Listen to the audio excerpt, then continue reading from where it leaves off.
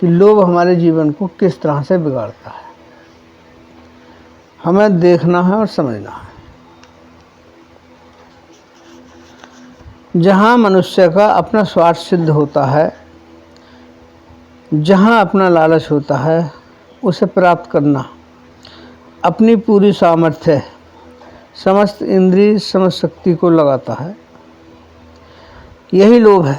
लोभ में फंसा व्यक्ति अंधा होता है, जिसके पास आंखें होते हुए कुछ दिखाई नहीं देता।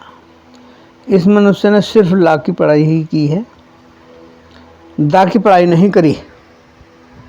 ला मतलब सिर्फ लेना ही जानता है, दा का मतलब देना कभी नहीं सीखा। जब किसी से कोई वस्तु ली जाती है तो देनी ही पड़ती है, नहीं देते हैं तब प्रभु के विधान द्वारा दी जाती है। लाकी मनुष्य के लिए बहुत बड़ी भूख है। घर में लालच, दुकान में लालच, नौकरी में लालच, व्यापार में लालच, सामाजिक व्यवहार में लालच, हर जगह लालच, परमात्मा के भजन में लालच। 5 रुपए की धूप बत्ती, 5 रुपए की का घी, अगरबत्ती और पान प्रसाद लिया और पहुंच गया परमात्मा के मंदिर। पूजा पाठ करने से पहले ही कहने लगा कि प्रभु 15-20 रुपये खर्च हो गए। आप तो अंतर्यामी हैं, सब जानते हैं। आपने इस दास पर कृपा करना है बस कि 1 करोड़ रुपए का प्लॉट खरीदा है, एक जमीन का टुकड़ा। वैसे ज़्यादा की ज़रूरत नहीं, 50 लाख तो अपने पास है ही, 50 लाख आप और दे दो। आपके लिए कोई बड़ा भारी काम है क्या? किसी न किसी रूप में आप दे ही सकते हो, मदद कर सकते हो। आखिरकार आप पिता हो और मैं तुम्हारा पुत्र हूँ, ये तो आपको करना ही पड़ेगा। देखिए अपने लालच के लिए कैसे कैसे शब्दों का प्रयोग करता है। और मनुष्य कितनी बड़ी भूल में जाकर का फंस जाता। यहाँ कबीर साहब समझा रहे हैं, जोगी जंगम से बड़ा, ज्ञानी गुणी अपार, सठ दर्शन से क्या बने एक लोभ की लार। कि यहाँ जोगी जंगम जो भी आया है, एक से एक गुणों वाला, सबके सब लोभ में ही फंस गए और लोभ में ही फंस करके अपने जीवन को बर्बाद करते हुए चले गए।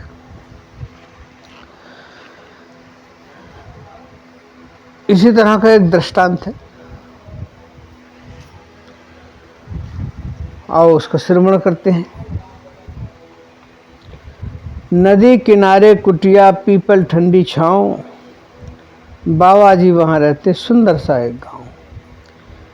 त्यागी बाबा पूरे, केवल 2 ही धोती, राम नाम के बाबा रोज बखेरा मोती। नदी के किनारे एक गांव था, बहुत सुंदर, और वहाँ एक संत जी रहा करते थे। उनके पास बहुत जन सुबह शाम दोपहर आते जाते रहते और सत्संग सुनते रहते, चलता रहता सत्संग। और बाबा जी के पास सिर्फ केवल 2 ही धोती रखते थे अपने पहनने के लिए, क्योंकि किसी तरह का कोई ज़्यादा संग्रह करने की उनकी ऐसा कोई आदत नहीं थी, या उन्हें ऐसा कोई लोभ भी नहीं था।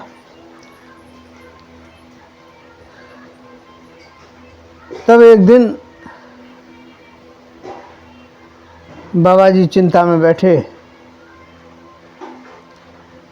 अब कारण था बाबा जी की चिंता का कि चिंतन छोड़ चिंता में बैठे बाबा होए उदास, चूहे बोल गए धावा, 2 ही धोती पास। चूहे न काटे धोती, कर दो कोई उपाय, मेरी इस परेशानी से छुटकारा मिल जाए। बाबा जी के पास मात्र केवल 2 ही धोती थी, पहनने वाली धोती। तब बाबा जी ने अपनी जो दुख था, परेशानी, ये भक्त के सामने रख दी। तब भक्त ने बाबा जी की परेशानी सुनी और अपनी बात कही। भक्त बोला कि कुतर ना पाए धोती सलाह मेरी है नेक, बिल्ली लाए देता हूँ चूहा रुके ना एक। कुतरने का मतलब है यहाँ की जो चूहे काट देते हैं कि इस तरीके से चूहे नहीं कर पाएंगे, आपके लिए बाबा जी मैं एक बिल्ली लाए देता हूँ। उसे देख करके बिल्ली को चूहे भाग जाएंगे। बाबा जी को सलाह पसंद आ गई, उन्होंने स्वीकृति कर दी और शिष्य ने धोती लाकर वो बिल्ली ला करके दे दी। अब चूहे भाग गए, चूहे तो भाग गए परंतु बिल्ली कमज़ोर होने लगी। अब बिल्ली की कमजोरी का ये कारण था कि उसे खाने पीने कुछ वैसा मिल नहीं रहा जैसे कि ज़रूरत थी बिल्ली को। फिर बाबा जी चिंता में बैठ गए। जब बाबा जी चिंता में बैठ गए, दुखी हुए फिर बाबा, बिल्ली हुई कमज़ोर, करूं उपाय कौन सा जो बिल्ली भर ले जो। अपनी समस्या उन्होंने फिर शिष्य के सामने ली। भक्त बोले गुरुजी इसमें परेशानी की कोई बात नहीं है। तब भक्तों ने कहा कि दूध पिए बिल्ली मोटी हो जाए और दुख हो जावे दूर, गाय पालनी बाबा तुमको पड़ेगी जरूर। कि बाबा जी आप गाय को पालो, क्योंकि बिल्ली दूध पीती रहेगी, खुद भी दूध पीना बाबा, देही पुष्ट होगी, किसी तरह की आपको बाबा फिर न चिंता होगी। शिष्य बोले गुरुजी आप भी दूध पीना, बिल्ली को भी दूध पिलाना, बिल्ली भी मोटी हो जाएगी, फिर आपकी चिंता फिक्र भी दूर हो जाएगी, आपकी भी जो हड्डियाँ थोड़ी कमज़ोर हैं इनमें भी पुष्टता आ जाएगी। बाबा जी को भक्त का सुझाव पसंद आया और भक्त ने बाबा जी को एक गाय ला करके दे दी। बाबा जी भी खूब दूध पीते और बिल्ली भी खूब दूध पीती, पर धीरे धीरे बिल्ली तो मोटी हो गई परंतु गाय कमज़ोर होने लगी। तब बाबा जी फिर उदास होकर के बैठ गए। भक्त आया, उसने पूछा, बाबा चिंतित चेहरा सूखा, नई समस्या आई, अब क्या जतन करूं मैं, गाय सूख गई भाई।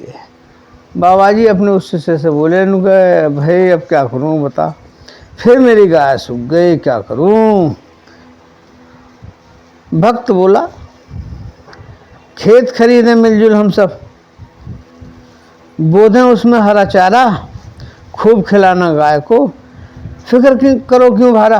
कि गुरुजी फिक्र मत करो, एक खेत खरीद लेते हैं मिलजुल कर और उसमें हरा चारा बोए देते हैं, गाय फिर मोटी हो जाएगी, क्यों टेंशन ले रहे हो आप। सब भक्तों ने मिलजुल कर बाबा जी को एक खेत खरीद कर दे दिया और हरा चारा बो दिया। अब तो गाय खूब खा खा कर मोटी हो गई, परंतु बाबा जी के सामने फिर एक नई समस्या आ गई। बाबा जी के खेत में इधर उधर से अन्य पशु और आने लगे और खेती भी सूखने लगी। अब क्या था कि उधर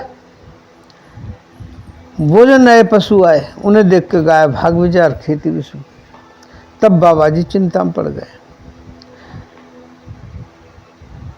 बिन पानी के खेती सूखे, नए मवेशी आवे, गाय भाग जा डर के उनसे वो ही चुकते रह जावे। अब बाबा के सामने बहुत बड़ी समस्या है, नए पशु है कर, बाबा जी की गाय को भगा दिया खनर, उधर पानी की वजह से खेती भी सूख रही।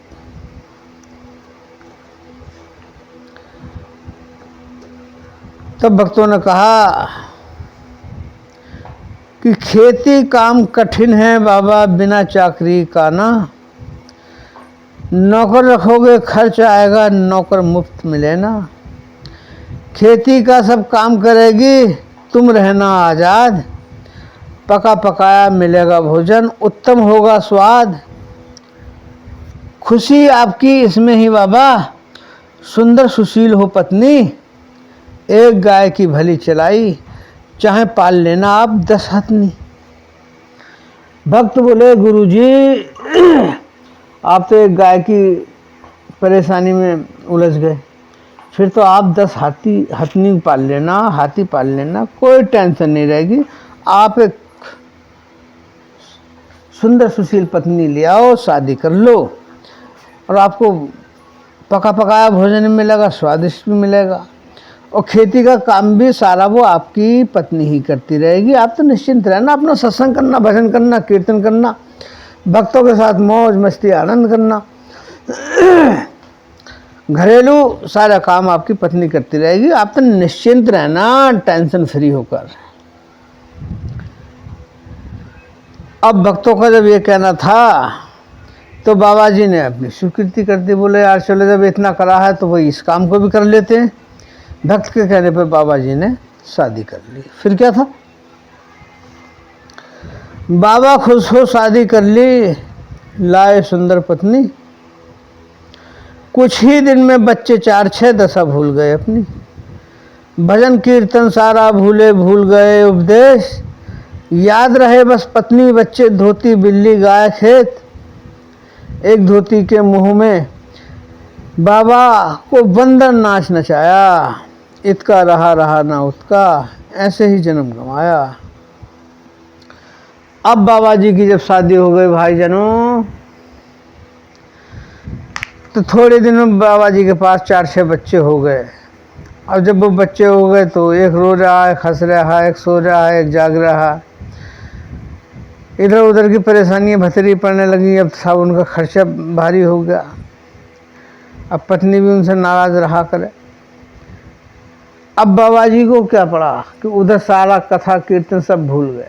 अब उनकी देख रेख करें या कथा कीर्तन करें। अब उन बच्चों की परवरिश में बाबा जी को जो भजन करने का अवसर मिला करे था वो सब खत्म, जो उपदेश करने का अवसर मिला करे था वो सब खत्म। अब क्या था कि उस एक धोती के लोभ ने बाबा जी को यहाँ ला करके टांग दिया। बाबा जी सब कुछ भूल भाल गए। अब उनके याद रह गया बस पत्नी में रहना, बच्चों में रहना, धोती की चिंता, बिल्ली की चिंता, गाय की चिंता, खेत की चिंता। बस फंस गए जंजाल। तो यहाँ आप इस दृष्टांत के माध्यम से इस बात को तो आप समझ गए हो कि लोभ हमारे जीवन को किस तरह से बेकार कर देता है। तो जीवन में ज़्यादा लोभ रखना किसी तरह से भी आदमी के लिए बढ़िया नहीं है, घातक ही सिद्ध होता। गीता में अर्जुन से श्री कृष्ण कहते हैं कि सर्वकर्माणि मनसा संन्यास्ते सुखम वसी नव द्वारे परिदेहि नैप कुर्वत्र कार्यान, कि जब देहधारी जीवात्मा अपनी प्रकृति को वश में कर लेता है तब मन कर्मों का परित्याग करके 9 द्वार वाले नगर में बिना किए कराए सुखपूर्वक रहता है। कब रहता है? जब देहधारी जीवात्मा अपनी प्रकृति को वश में कर लेता है। अब हमें प्रकृति अपने तरह से नाच नचाती, क्योंकि प्रकृति के 3 गुणों, 5 तत्वों में, और उन 5 तत्वों के विषय, इंद्रिय, विकार, इनमें सब फंसकर मनुष्य ऐसा बंध जाता है कि वो खुद ही ये नहीं समझ पाता कि मैं इस मकर जाल से निकलूं किस तरह से। कृष्ण जी अर्जुन से कह रहे हैं कि जब जीव आत्मा के द्वारा प्रकृति को बस में कर लिया जाता है, अर्थात उन्हें ज्ञान के द्वारा जान लिया जाता है, तब आप संसार का किसी भी कर्म में करने में किसी तरह से भी आप फंसोगे नहीं। जब फंसोगे नहीं तो आपको जीवन जीने में बहुत सुगमता होगी, सहजता होगी, सरलता होगी। आसानी से आप जीवन को जी सकते हैं और इस मकर जाल से भी बाहर निकल सकते हैं। मेरा कहने का भाव ये है, आओ एक भजन का और आनंद लेते चलें, आगे बढ़ तो रहेंगे। तू लाख करे चतुराई, जीवन तो दे जाए धोखा। तू लाख करे चतुराई, जीवन तो दे जाए धोखा। तू सत्य सत्य धर्म कमा ले, तुझे फिर ना मिलेगा मौका। तू सत्य धर्म कमा ले, तुझे फिर ना मिलेगा मौका। मनुष्य कितना भी चालाक हो, उसकी चालाकी जगत में कुछ रहन सहन या खान पान के स्तर में बदलाव कर सकती है कि थर्ड पोजीशन से आप सेकंड पे आ सकते हो, सेकंड से आप फर्स्ट पे आ सकते हो। बस इतना कर सकते हो कि खान पान रहन सहन में थोड़ा बेहतर कर सकते हो, बाकी का और कुछ नहीं। जो भी तेरी चालाकी है जगत तक है, और जगत के ऊपर उसके ऊपर कुछ भी नहीं है। वहाँ के लिए तो चालाकी नहीं, विवेक की जरूरत है, समझ की जरूरत है। मैं कौन हूँ, आया कहाँ से, जाना है कहाँ, तू ये विचार कर ले तो पाएगा खुशियाँ। मैं कौन हूँ, आया कहाँ से, जाना है कहाँ, तू ये विचार कर ले तो पाएगा खुशियाँ। तू कर ले पुण्य कमाई, तुझे किसने है रोका, तू सत्य धर्म कमा ले, तुझे फिर ना मिलेगा मौका। कि तू सत्य धर्म कमा ले। धर्म वो है जो मनुष्य के द्वारा मन से, वचन अर्थात अपनी वाणी से, अर्थात अपने शरीर के द्वारा जो भी किसी तरह के कर्म करता है, उनसे कभी किसी जीव को तकलीफ ना हो, कोई दुख ना हो, कोई कष्ट परेशानी किसी तरह से सामने वाला व्यक्ति महसूस नहीं करे, वो मनुष्य का धर्म है। सत्य क्या है? सत्य है हमारा अपना चेतन स्वरूप, अर्थात हमारा अंतरात्मा, जिसे लोग अनेक नामों से जानते हैं। भगवान, परमात्मा, खुदा, प्रभु, अल्लाह, वाहेगुरु, अनेकों चीज़ों से पुकारते हैं, सब शब्दों का फेर। तो उस सत्य की प्राप्ति करने के लिए हमारा जीवन का ध्येय होना चाहिए। जीवन तो दिन दो चार रहेगा, मालिक तेरे कर्मों का हिसाब रखेगा। जीवन तो दिन दो चार रहेगा, मालिक तेरे कर्मों का हिसाब रखेगा। कर भला हो भला, तुझे किसने है टोका, तू सत्य धर्म कमा ले, तुझे फिर ना मिलेगा मौका। कि मालिक तेरे कर्मों का हिसाब रखेगा, कि मालिक कहीं रजिस्टर में नोट करके नहीं रखेगा, परंतु जो तेरा जीव आत्मा है तेरे कर्मों की वासना को लेकर के ही साथ जाएगा। जिस जिस कर्म में जहाँ जहाँ तेरी वासना कामनाएं फंसती हैं, जो तेरा जीवात्मा है, इन्हीं को लेकर के जीवात्मा मन इंद्रियों और उनके विषयों सहित ये तेरा सूक्ष्म शरीर निकल करके जाता है। ये उन कर्मों को अपने साथ रखता है, क्योंकि तेरी वासनाएं इतनी परिपक्व हो जाती हैं, वो तेरा पीछा नहीं छोड़ती, तुझे नया जन्म देने के लिए विवश करती हैं, धारण करते हैं नया एक पंचभौतिक शरीर, वो तुझे भोगना। कि मालिक ने कहीं से अलग से कोई रजिस्टर नहीं कर रखा, ये खूब समझना है। समय के पाबंद हैं सब, तू ये जान ले, ना रुका किसी से कभी, तू ये मान ले, समय के पाबंद हैं सब, तू ये जान ले, ना रुका किसी से कभी, तू ये मान ले। तेरे पास भी तो यार समय की है नौका, तू सत्य धर्म कमा ले, तुझे फिर ना मिलेगा मौका।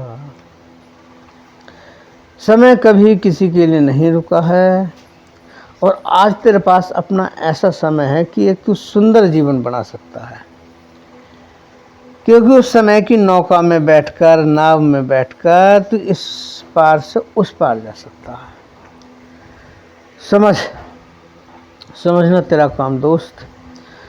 लालच है रुकने से बड़ा, लालची जहां, लालच में फंस के प्रभु मिलेंगे कहाँ। लालच है रुकने से बड़ा, लालची जहां, लालच में फंस के प्रभु मिलेंगे कहाँ। तू कर ले खरी कमाई, ये काम है फूका, तू सत्य धर्म कमा ले, तुझे फिर न मिलेगा मौका।